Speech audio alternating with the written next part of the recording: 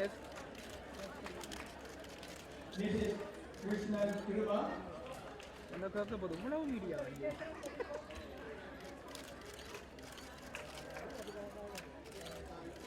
Mrs. R. Alicia.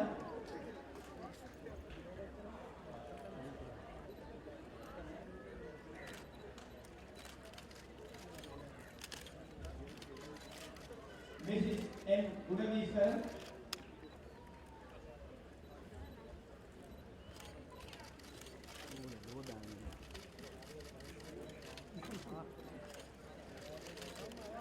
Mrs. Perian Raj.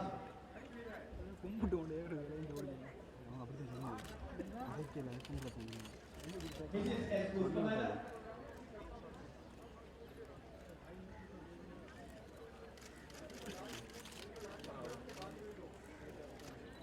Mr. P. Uttamurthy.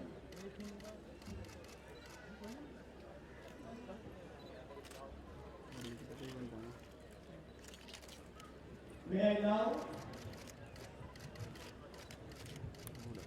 I now invite Honorable Prime Minister to say a few words to the gathering here.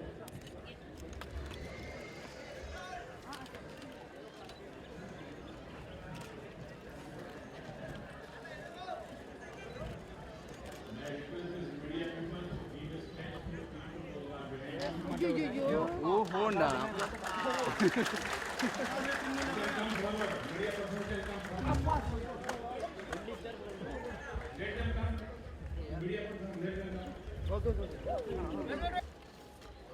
ये मेरे लिए हृदय को छूने वाली घटना है।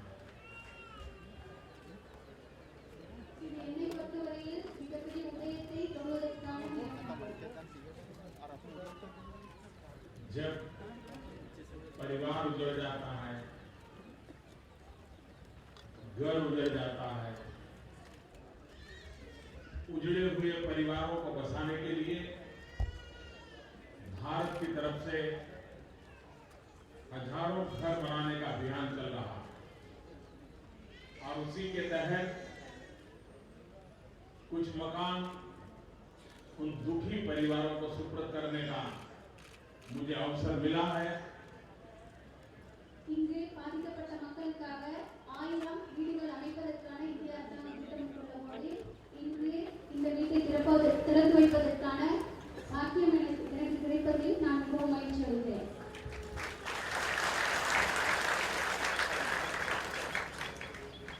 ये एक बड़ा यूनिक टाइप ऑफ मॉडल है construction, owner driven reconstruction project है। Originally this idea was started in Gujarat after 2001 earthquake, and when there was a cyclone or tsunami in Sri Lanka, the high power delegation came to Gujarat. They wanted to study how to do the reconstruction, and for that they came to Gujarat, and when they found this owner-driven project, they were so excited. And I'm happy that today here that owner-driven construction program is implemented. உண்மையிலேயே இந்த வீட்டு அமைப்பானது நிகரில்லாத ஒரு அமைப்பாகும். அதாவது குஜராத்தில் பூகம்பம் ஏற்பட்ட போதும் இலங்கையில் சுனாமி வந்த போதும் இந்த மாதிரியான வீட்டு திட்டங்களை நாங்கள் அமைத்திருந்தோம். அது இன்று முழுமையாக அடைந்துள்ளது என்பதை தெரிவித்துக் கொள்கிறேன். इस प्रोजेक्ट के तहत 27,000 घर बनाने की योजना है। 27,000 परिवारों को बसाने की योजना है। मतलब ये हुआ उस परिवार के जो छोटे छोटे बच्चे हैं, ऐसे 27,000 परिवार के 50,000 से ज्यादा बच्चे, उनका भाग्य बनाने का ये एक प्रयास है। 57,000 வீடுகள் அமைக்கப்படும் திட்டம் 27,000 வீடுகள் அமைக்கப்படும் திட்டத்தில் இன்று அமைக்கப்பட்டுள்ள இந்த வீடுகளானது நிறைய குடும்பங்களில் சிறந்த வாழ்க்கைக்காக இன்று செல்வதுடன்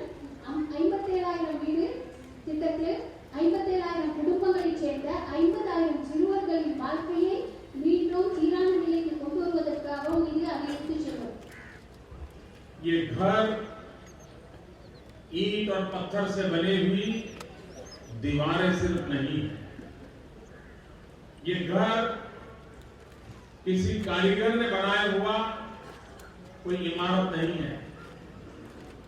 एक प्रकार से भारत और श्रीलंका को, श्रीलंका के दुखी परिवारों को, जाफना के दुखियारों को उनके दुख दर्द में शरीक होने का, उनको मदद करने का और उनके जीवन में खुशहाली लाने का एक नम्र प्रयास है। இந்த வீடுகளானது வெறும் செங்கற்களாலும் சுவர்களாலும் நிர்மாணிக்கப்பட்டதல்ல. இது உங்களை வளர்ச்சியின் அடிப்படையில் சென்று கொள்ளக்கூடிய, இலங்கை மக்களின் துயரங்களை நீக்கக்கூடிய, யாழ்ப்பாணத்தில் உள்ள பாதிக்கப்பட்ட மக்களின் வாழ்க்கையை மீண்டும் சீரமைத்து கொடுக்கக்கூடிய வகையில் இது அமைந்துள்ளது. जिस परिवार का इस मकान का आज लोकार्पण की पूजा हो रही थी, मैं पूछा बेटी कैसा लगता है, तो अपना घर देखकर वो इतनी खुश थी। मैंने उससे पूछा तुम जिंदगी में क्या बनना चाहती हो? उसने जो जवाब दिया उसमें कितनी समझदारी है और कितना दायित्व है। वो छोटी बच्ची ने मुझे कहा मैं टीचर बनना चाहती हूँ। நான் இன்று இந்த புதிய வீட்டு திறப்பு விழாவில் கலந்து கொண்ட போது அவர்கள் மிகவும் ஆனந்தப்பட்டார்கள். தன்னுடைய சொந்த வீட்டை பார்த்தேன். நான் அந்த சிறிய குழந்தையிடம் கேட்டேன், நீ படித்து பெரியாளாக வரும்போது உனக்கு என்னவாக விருப்பம் என்று. அந்த குழந்தை மிகவும் நம்பிக்கையுடன் கூறியது, நான் ஆசிரியராக வர வேண்டும் என்று. भारत ने तो हजारों घर बनाए हैं, हमें इसका संतोष है, लेकिन उस बच्ची के जवाब से मुझे लगता है वो जब टीचर बनेगी, इन घरों में रहने वाली बच्चियां टीचर बनेगी, तब वो, हम तो शायद घर बना पाएंगे, लेकिन वो आने वाले दिनों में लाखों लोगों की जिंदगी बना पाएगी।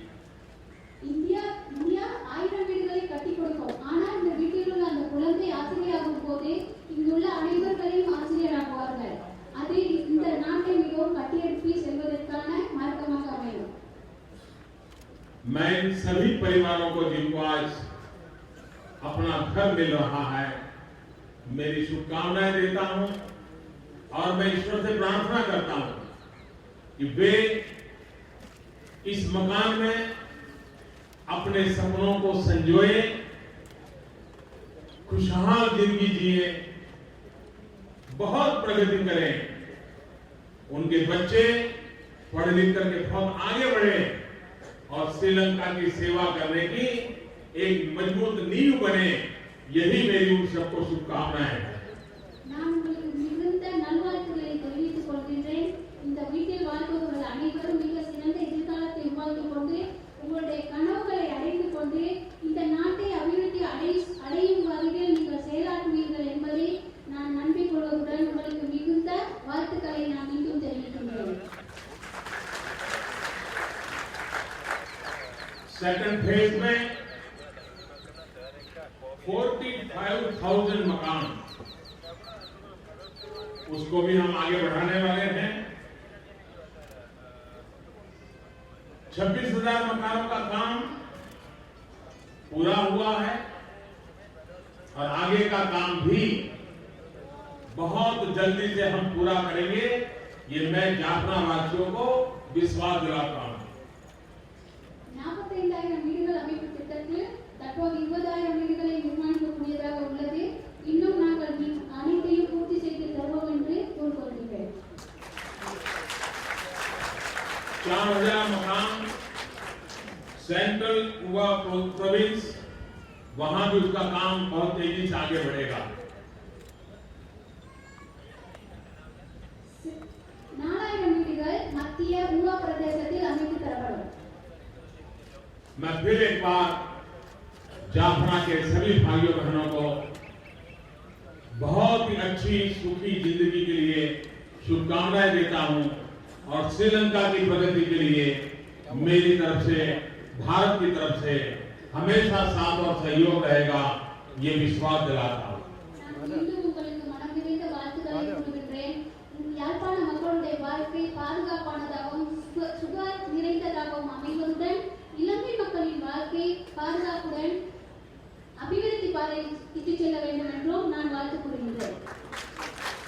श्रीलंका की 2 दिवसीय मेरी यात्रा का एक प्रकार से ये आखिरी सार्वजनिक कार्यक्रम है और मेरे लिए खुशी की बात है कि मेरा 2 दिवसीय यात्रा का एक आखिरी कार्यक्रम है वो दुखियारों के आंसू पहुंचने का कार्यक्रम है, मुसीबत में जिंदगी गुजारने वालों को एक नई आशा नया विश्वास पैदा करने का कार्यक्रम है और इस कार्यक्रम से मुझे सर्वाधिक संतोष हो रहा है. இந்த நிகழ்வு இன்று எனக்கு கடைசி நிகழ்வாக அமைகின்றது. 2 நாள் பயணத்தில் நான் கலந்து கொண்ட நிகழ்வுகளில் இது மிகவும் எனது கண்ணீரை வரவைக்கக்கூடிய நிலைமையாக அமைந்துள்ளது. அத்துடன் நான் மிகவும் இந்த நிகழ்வுடன் தொடர்ந்து இருப்பேன் என்று கூறுகிறேன். मैं आप सबको बहुत बहुत शुभकामनाएं देता हूं. धन्यवाद. நான் உங்களுக்கு மீண்டும் மீண்டும் மனம் நிறைந்த வாழ்த்துக்களை கூறிக்கொண்டு விடைபெறுகிறேன். We all have to thank you, Madam Prime Minister, for coming over here and handing all these houses to the people here in India.